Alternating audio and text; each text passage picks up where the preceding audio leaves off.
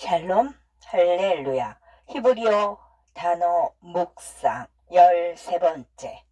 누르심. 아모스 2장 12에서 13절.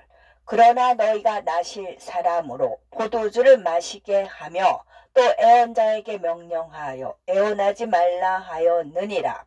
보라, 곡식단을 가득히 실은 수레가 흙을 누름같이 내가 너희를 누르리니. 아모스 예언자는 이사야, 미가, 호세아와 동시대 사람이다. 그는 베들레헴 남쪽에 있는 드고아로 알려진 유다의 작은 농촌 마을 출신이다. 그러나 그는 북이스라엘 왕국을 위해 예언하도록 부름받았다. 그는 BC 750년경에 활동했는데 이 시기는 아시리아인들이 처음으로 북이스라엘을 침공하기 불과 3년 전이다. 아시리아가 마침내 온 이스라엘을 정복하는 데는 28년이 걸렸다. BC 740년에 한 번의 침공으로 그들은 루벤 지파와 갓 지파와 므낫세 반 지파의 백성을 사로잡았고 그 후 15년 동안 나머지 7지파와 반 지파를 약탈했다. 마침내 그들은 이스라엘 수도인 사마리아를 3년간 보위했고 BC 722년에 아시리아 통치자 사르곤 2세에게 함락되었다. 무시된 예언. 이 시기에 하나님의 예언자들은 백성들에게 다가오는 포로 생활에 대해 경고했다. 아모스 3장 7절은 말한다. 주 여호와께서는 자기의 비밀을 그중 예언자들에게 보이지 아니하시고는 결코 행하심이 없으시리라. 다시 말해 하나님께서는 그분의 예언자들에게 그분의 계획을 나타내지 않고는 행하지 않겠다는 것이다. 그러나 아모스 2장 12절에서 볼 수 있듯이 예언자들은 백성에 의해 침묵당했다. BC 740년 이전에 이스라엘 민족은 번영의 정점에 있었다. 이스라엘 사람들은 잃었던 모든 땅을 되찾았고 이스라엘의 국경은 다윗과 솔로몬 이후로 보이지 않는 지점까지 확장되었다. 또한 포도주와 기름의 주요 수출국이었다. 국가 전체가 부유했음에도 불구하고 평범한 사람들은 가난과 기아에 시달렸다. 많은 사람이 소작농으로 살았고 부유한 지주들에 의해 가족을 먹일 양식을 재배하기보다 수출용 농산물을 생산하도록 강요받았다. 빈부의 격차는 극에 달했다. 아모스 예언자는 돌 무화과 나무를 가꾸는 목자로 백성의 고통을 잘 알고 있었다.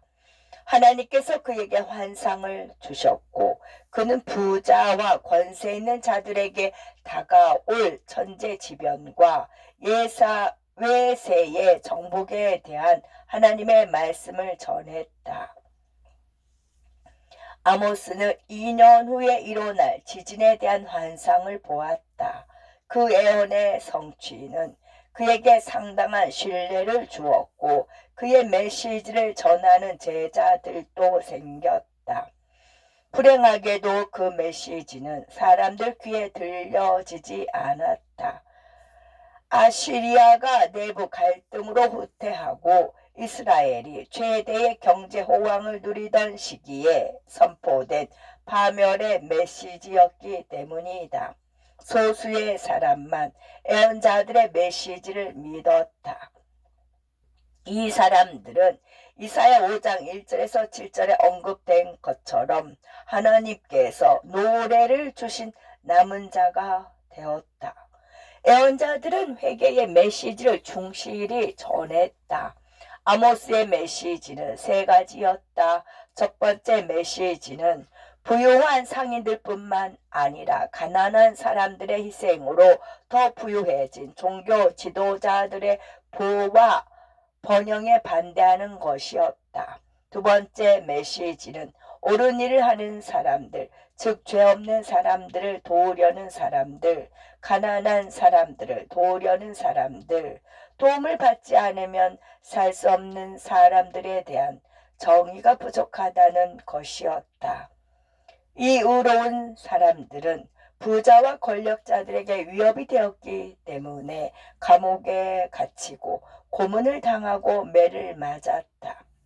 아모스의 세 번째 메시지는 참된 믿음이 결여된 종교의식, 즉 하나님의 마음을 구하기보다 하나님의 호의를 얻기 위해 행해지는 종교적 의식에 대한 것이었다. 하나님의 마음을 지키려는 열망. 농부였던 아모스는 강력한 농업적 주제를 사용했다. 아모스 2장 13절에서 애언자들의 메시지를 거부하고 그의 종들의 헌신이 거부당하는 것으로 인해 하나님께서 마음이 크게 상하여 곡식단이 가득 차서 눌리는 수레와 같다고 선언하셨다.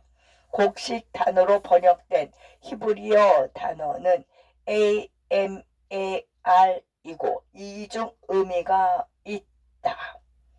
이 단어는 곡식 줄기를 묶어 놓은 것을 가리키기도 하지만 자기 이익을 추구하는 사람들에게도 사용이 된다. 히브리어로 압박당하다는 MAAQ로 고통에 짓눌린다는 의미가 있다. 하나님께서는 자기 이익을 추구하는 자들이 애언자들의 메시지를 거부해서 그분의 마음을 고통으로 짓눌렀다고 말씀하신 것이다. 그분은 백성에게 경고하고 본보기가 되라고 애언자들과 나시린들을 보내셨지만 백성들은 거부했다.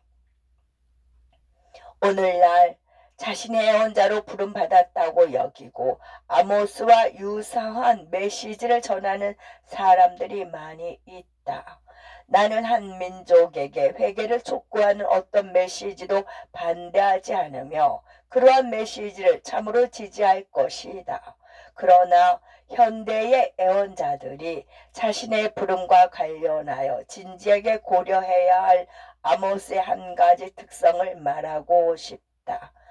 아모스 2장 13절은 아모스가 하나님의 마음을 알았다는 것을 보여준다. 그는 분노와 진노의 하나님이 아니라 상한 마음을 가진 하나님을 전하고 있다. 아모스가 다른 애언자들과 다른 점은 고통받는 사람들을 대신하여 애원했을 뿐만 아니라 하나님의 마음을 지키려는 열망에서 애원했다는 것이다. 그러므로 당신이 우리나라의 죄에 대해 목소리를 높일 때는 왜 그런 말을 하는지 스스로에게 질문해야 할 것이다. 심판에 휩쓸려 안락한 생활을 잃을까 두렵기 때문인가, 아니면 하나님의 마음이 찢어지는 것을 느끼고 그분의 마음을 지키고 싶기 때문인가, 아니면 하나님의 마음이 찢어지는 것을 느끼고 그분의 마음을 지키고 싶기 때문인가.